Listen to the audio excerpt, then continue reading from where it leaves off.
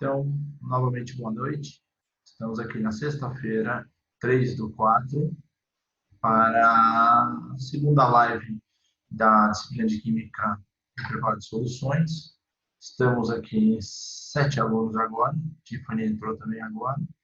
A aula está sendo gravada, eu vou repassar muito rapidamente a lista de exercícios 3 e 4, que era a questão de vidrarias e equipamentos laboratório. Vou entrar brevemente na relação de massa e volume da matéria, para que a gente possa começar a introduzir a questão de proporção molar, tá bom? A maioria dos participantes já confirmou o áudio. Tiffany, confirma para mim que você está ouvindo e que você consegue falar com a gente. Tá de boa, tô conseguindo ouvir. Tá ótimo, muito bom. Então tá bom. Se alguma outra pessoa entrar depois, a gente confirma. Tá bom? Então, brevemente, eu vou entrar aqui só na disciplina, na nossa apostila, para falar um pouquinho. Eu imagino que vocês devam ter olhado, né? Quem já deu uma olhada, viu que a gente tem na apostila alguma questão de vidraria, né? E essas questões ele fala um pouco sobre o tipo de vidraria, o tipo do vidro, mas o meu foco dentro do laboratório será na função da vidraria. Então, eu tenho vidrarias que medem volume e vidrarias que não medem volume. Essa é a diferença básica entre elas.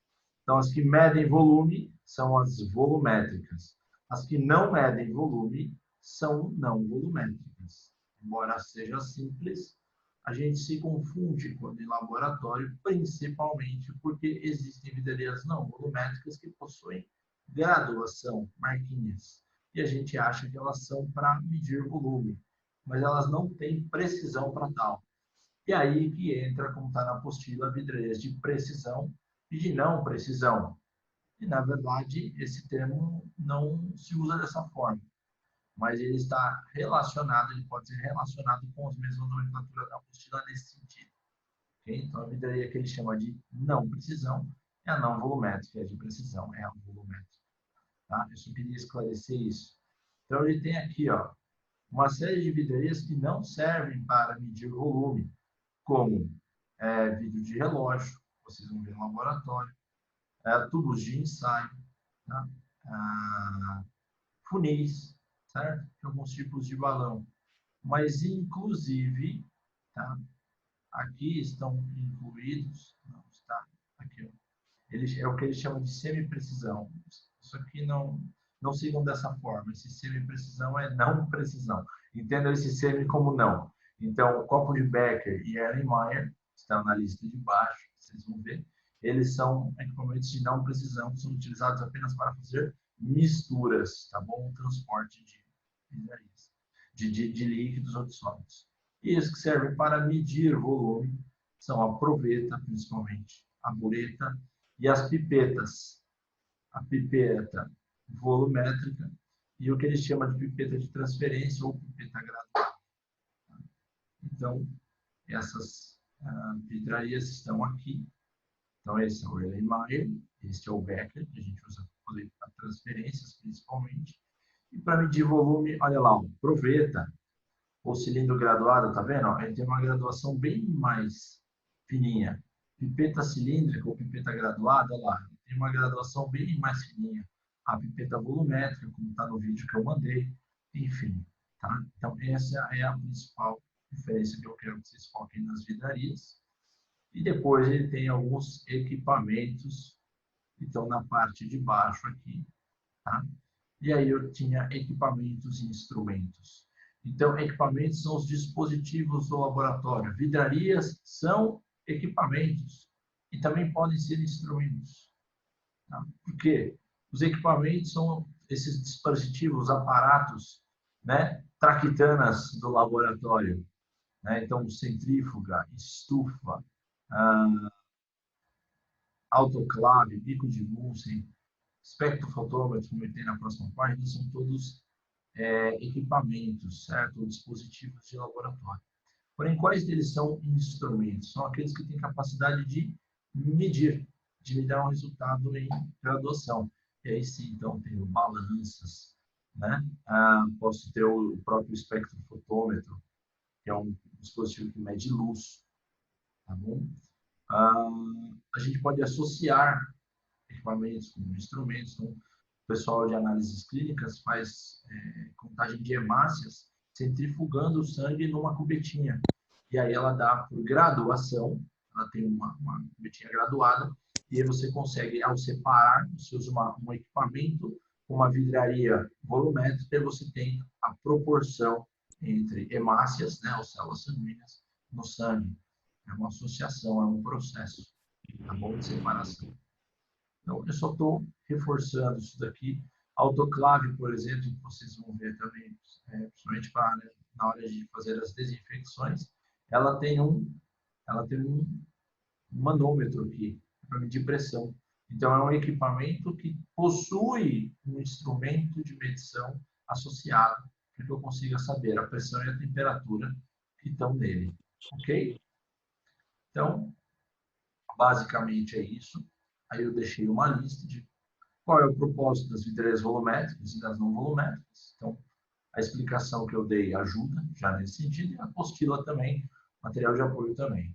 E determine os propósitos dos seguintes vidrarias de laboratório, indicando se são volumétricas ou não volumétricas. Então, elas estão ligadas. Aqui é praticamente o exemplifique da coisa, né? E aí, no mesmo sentido, que são equipamentos e instrumentos dentro do laboratório, dizer um pouquinho sobre essa relação, que eu acabei de comentar, né? E aí determinar a função de cada um aqui.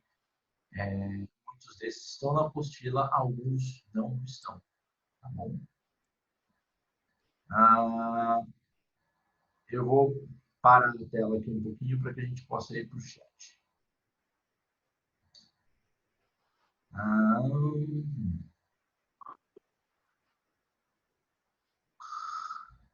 Gente, por favor, alguém tentou fazer já essa atividade? Sim ou não? Vocês podem me colocar aqui no chat quem já tentou fazer sim e quem não tentou fazer ou não. Isso não é nenhum critério de seleção nem de reprovação. Laís, sim. Bem, por favor, vão colocando aqui. Giovana, sim.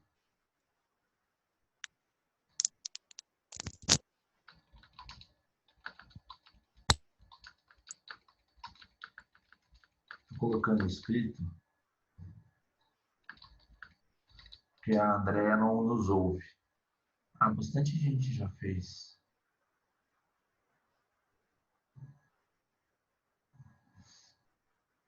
Vitória, você acabou mandando no privado para mim, tá? A sua pergunta. Ou eu que mandei para a Vitória? Eu que mandei para a Vitória, desculpa. A Vitória me mandou no privado sem querer.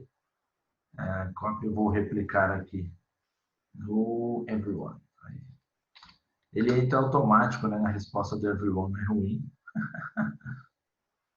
Muito bem. Ótimo, André. Que bom que agora você nos ouve. Então, a maioria tentou fazer os exercícios. Eu quero saber se alguém tem alguma dúvida nesse momento sobre esse exercício, sobre essa atividade. Se tiver, coloca aqui no chat. Sim, entendi, Priscila. Não tem problema. Tá bom? Se alguém tiver, põe aqui um oi, um eu, e a gente abre a palavra para a pessoa poder perguntar. Se tem dúvida nessa atividade.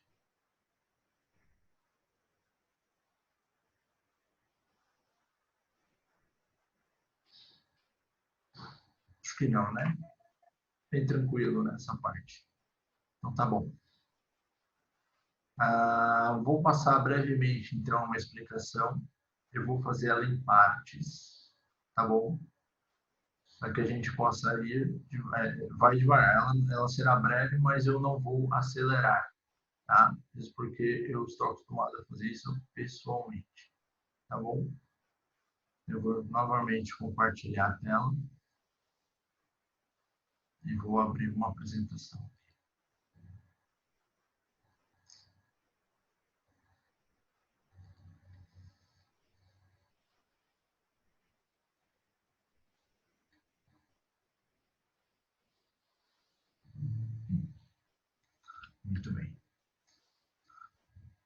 Lembrando, essa é uma disciplina de preparo de soluções. Então, a gente já trabalhou o conceito de soluto e de solvente, certo?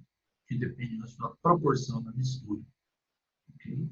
E aí, a gente já passou até um exercíciozinho aí de relação de massa e volume para o preparo de algumas soluções e a sua proporção em gramas por litro. Tá bom? Então, voltando só um pouquinho, que toda matéria possui massa, senão não é matéria. Okay? E toda massa ocupa um lugar no espaço. Tá bom? Então, isso a gente tem que começar daí. Então, toda matéria tem uma massa, certo? Para ser matéria, ela possui massa, isso é um princípio, e essa massa ocupa um lugar no espaço. Tá bom? Então, a forma com que a gente torna essa matéria tangível do ponto de vista de análise é através da relação entre a massa da alíquota, da porção que eu tenho aqui nessa matéria, pelo seu volume. Okay? Então, é a mesma coisa que eu ir lá e pôr numa balança e medir a massa disso daqui em gramas, miligramas, quilogramas, certo? Em qualquer outra unidade de medida de massa.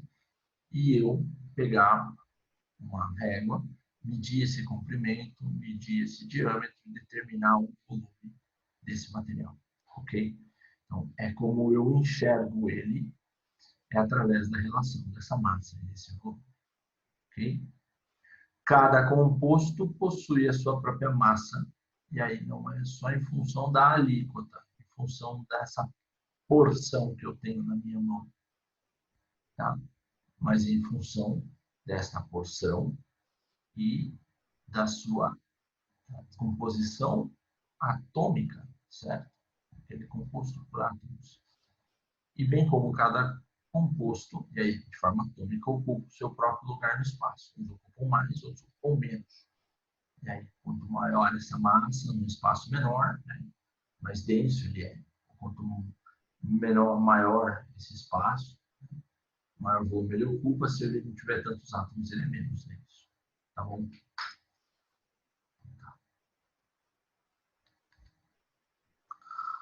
Então, eu vou começar agora a relacionar com vocês que dentro desta matéria eu tenho uma quantidade de átomos, certo? Eu não sei, porque isso é intangível, eu não consigo olhar lá dentro e contar, eu tenho 1, 2, 3, 4, 5, 6, 7 átomos, não consigo, certo?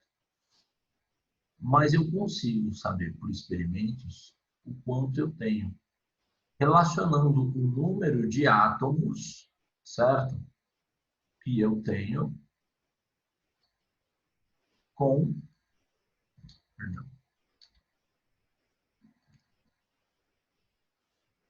relacionando o número de átomos com a massa dos elementos. Ao fazer essa relação, já que cada composto possui a sua própria massa, eu consigo transpor esse mundo atômico para o mundo macro, o mundo tangível. Então, foi daí que saiu o tal do número de mols, ou relação molar. Beleza? Eu vou explicar. Antes disso, vou parar aqui, vamos lá.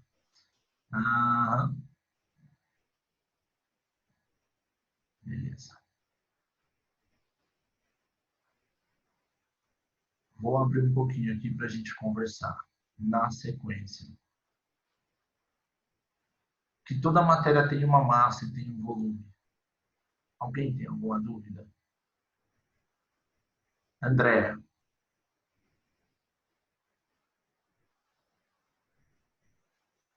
André. Oi. Que toda matéria tem uma massa e ocupa um volume no espaço. Tudo bem? Isso daí eu já ouvi quando eu era adolescente. Isso! Tem problema. Tá ok? Só isso. Só isso. Para aí. Para aí, professor. Beleza? Então tá bom. Giovana.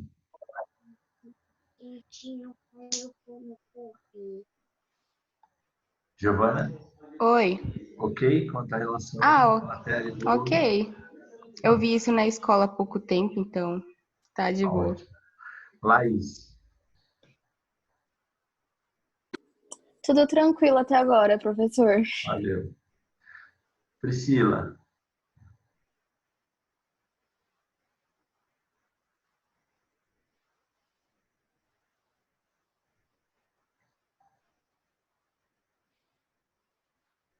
Priscila. Deu para entender, professor. Oi? Deu para entender Isso. até Só, aqui. isso, até aqui. Só relação matéria e volume. Eu tenho matéria e tenho volume. Todos os materiais têm. Beleza? Beleza. Então tá bom. Tiffany. Tô compreendendo, professor. Vanessa. Uhum. Eu Vitória. também. Tudo ok no momento. Beleza. E Vitória. Tá tranquilo até agora. Massa, volume, tá de Tá bom. boa. Então tá bom. Vou fazer uma pergunta para vocês. Vocês, eu acho que, se não responder, eu acho que vocês conhecem isso daqui, né? Não vale rir, tá? Deixa no mudo aí, tá bom? Comi Comi ontem. Certo? Ó, estou aproximando da câmera, né? Não posso fazer propaganda, por isso que eu tampei com o papel. Ok? Mas vocês sabem o que é isso, é macarrão instantâneo, né? Muito bem. Sim. Exato. E dentro desse macarrão instantâneo vem um saquinho de tempero, normalmente, né? Eu vou perguntar para vocês. Se eu não ler aqui embaixo essa massa,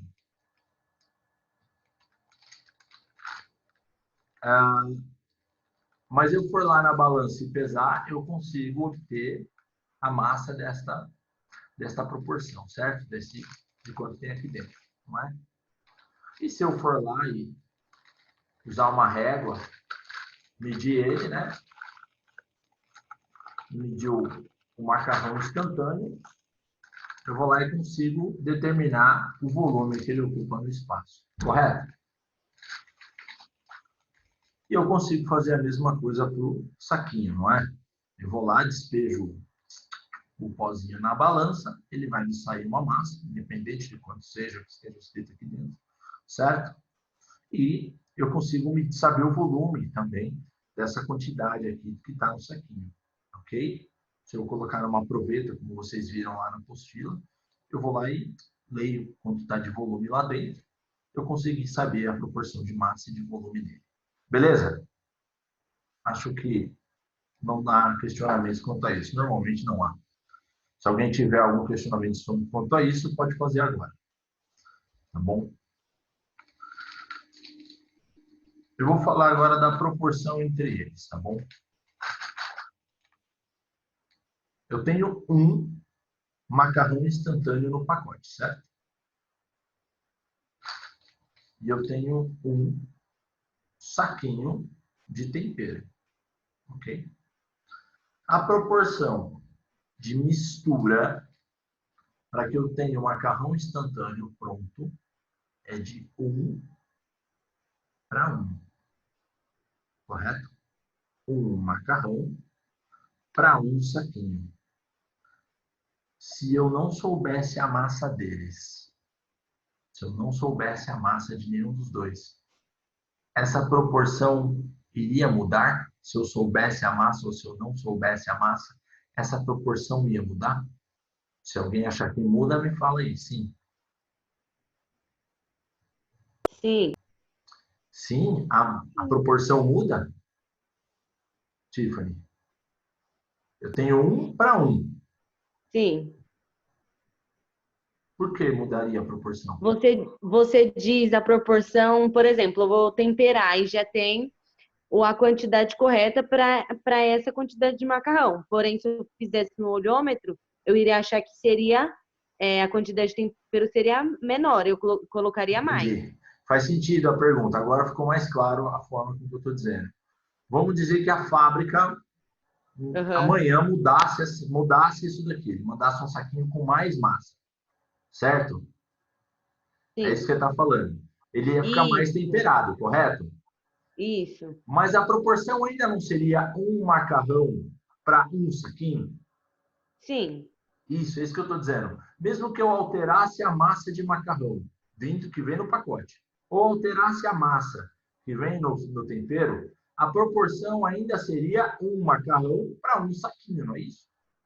Sim. Isso. É isso que eu quero que fixe. Beleza? Ah, se mudaria. Não. Não mudaria, né? Olha, está dizendo que a gente tem mais 10 minutos e eu vou passar para a explicação da tela, tá bom? Porque até aqui já está de suficiente tamanho para mim. Fechou. Beleza. Olha lá. Tá vendo aqui, ó? Esses caras são compostos. NaOH, HCl, NaCl, H2O.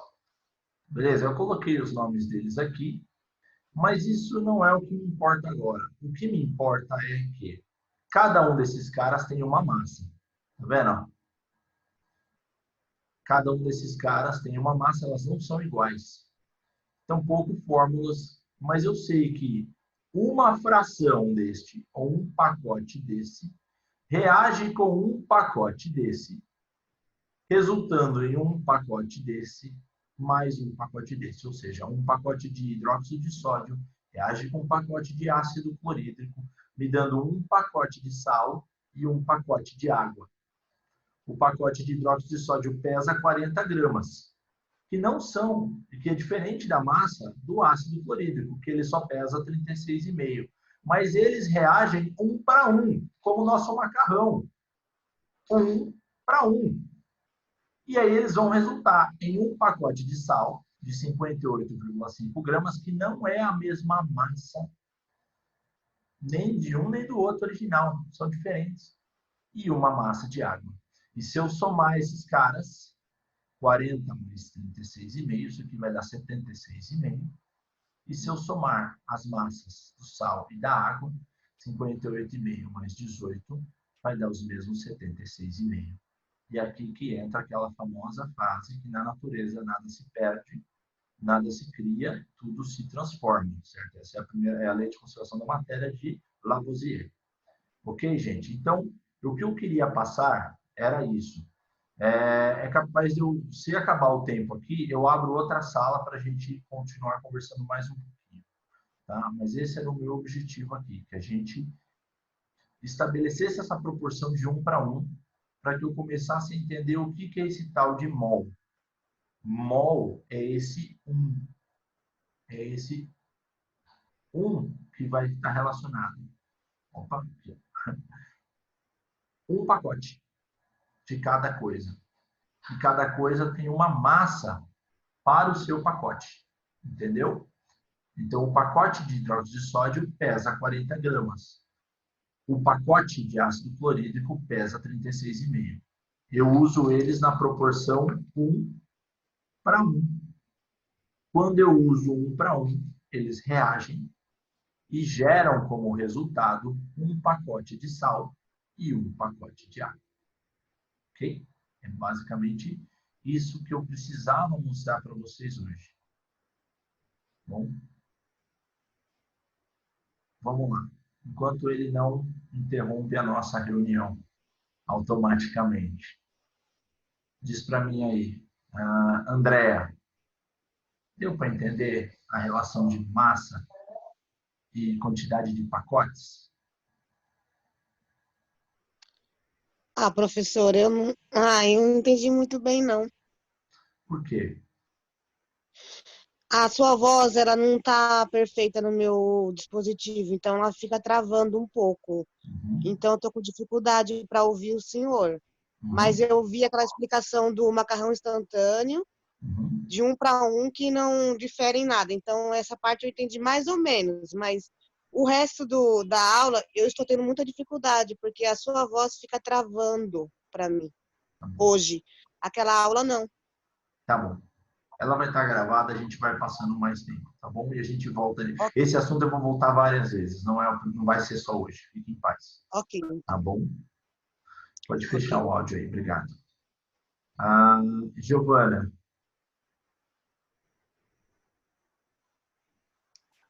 Consegui entender, sim. Eu só queria saber que você falou que tem um de tempero e um de miojo, né? Um para um. E aí depois macarrão instantâneo, e hoje é marca, não pode. isso daí, isso daí. E aí tem uma transformação, não é? Eles se Depois. juntam. É. Nesse caso aqui, é uma síntese. E os dois vão formar um só, né? Vão formar um Uhum. inteiro, que é a soma das duas partes, né? Nesse caso. Né? Sim. Aqui a reação que eu mostrei é uma reação de dupla troca, onde dois compostos formam outros dois compostos. Nesse caso aqui, é uma síntese, ok? Os dois vão formar um inteiro. Ok. Pode ser? Eu mostro uma reação de síntese numa próxima vez. Tá bom? Uhum. Tá bom. Beleza. É que reação de síntese 1 para 1 é mais difícil. Normalmente elas são 2 para 1, 3 para 1, entendeu? Aí eu entro com mais compostos para formar um inteiro no final. Tá? Mas eu E mostro aí você sim. vai explicar isso depois? Isso, explico depois, com certeza. Beleza. Tá bom? Tá Beleza. bom. Giovana, Laís. Oi, professor. E aí? Muito difícil? Deu para entender? Ah, mais ou menos, mas deu para entender sim. Tá. Principalmente que cada coisa tem a sua massa, mas isso é o que, Não se né? difere, né? Não quando eu estou falando de proporção, entendeu? Sim, Eu vou conhecer essas massas que são propriedades naturais. Imagine que a propriedade sim, natural desse saquinho ter a massa que ele tem, a propriedade natural do macarrão é ter a massa que ele tem, e assim eu estou usando como forma análoga para que a gente explique que cada coisa na natureza tem a sua própria massa. Né? sim. Isso não é uma propriedade dela, não foi eu que determinei, foi ela que se revelou assim, ok? Ok. E aí a gente usa nessas proporções de um pacote. E o pacote tem a massa que o composto tem, não é eu que determino. Entendeu? Sim. Beleza. Por enquanto, então, tranquilo? Mais ou menos. Se Tudo for mais ou tranquilo, menos, professor. tá bom, obrigado. Imagina. Priscila, Oi, professor. eu sei que você tem bastante dificuldade, Que mas e aí? O que você acha? Isso aqui tem uma deu pra, massa? deu pra entender mais ou menos. Mais ou menos? Sem problema. Então, nesse momento eu preciso só que entenda a relação de um pacote de cada um. Um pacote desse com um pacote desse. E aí, que eu tenho, que independente da massa, eles vão ficar juntos, ok? Entendi. Então tá ótimo. Ah, Tiffany, Professora, eu entendi. Só tenho uma dúvida. Então, resumindo, o que o senhor queria passar para a gente é que cada coisa tem sua massa. E elas, um cada para um, vai pacote. gerar. Isso, cada pacote tem sua massa. Aí, Isso, juntando os dois, vai dar alguma coisa. isso Tá, mesmo. beleza. Então, fechou. E aí, o senhor mostrou lá as continhas lá, que um pacote de tal coisa, com tal coisa da sal e da água. Isso. Como que é a soma dos dois, da sal e da água? Tem que pôr mais alguma coisa ou automaticamente? Eu vou dividir a tela aqui. Enquanto ele não travar a gente, vamos levando Tá. aqui. Olha lá. É isso aqui que você está perguntando, não é? Isso. Então tá. Olha, eu tenho você perguntou como é que eu sei esse número de massa, é Isso. isso? O 40 vai somar com 36, né? E como é que eu sei que eu tenho que distribuir eles dessa forma, é isso? Isso. Essa é a parte que eu ainda não passei, mas é que Ah, tá. vamos lá. Isso aqui a gente aprende lá atrás que isso aqui são átomos, tá vendo? Na é um átomo de sódio. Uhum. Aí se eu for lá na tabela periódica e ver a massa dele, que é a soma da quantidade de prótons e de nêutrons no núcleo, eu vou ver que a massa Uhum. dele é próxima de 23. Entendi. Se eu pegar esse cara aqui, ó, que é o oxigênio, e eu for lá na tabela periódica, eu vou ver que a massa dele é 16. Se eu pegar esse Tá. cara que é o hidrogênio, eu vou ver lá que a massa dele é 1. Quando eu somo 23 com 16 com 1, dá 40. Ah, entendi. Então já tem uma tabelinha que ela própria vai dar o resultado pra gente, Isso. né?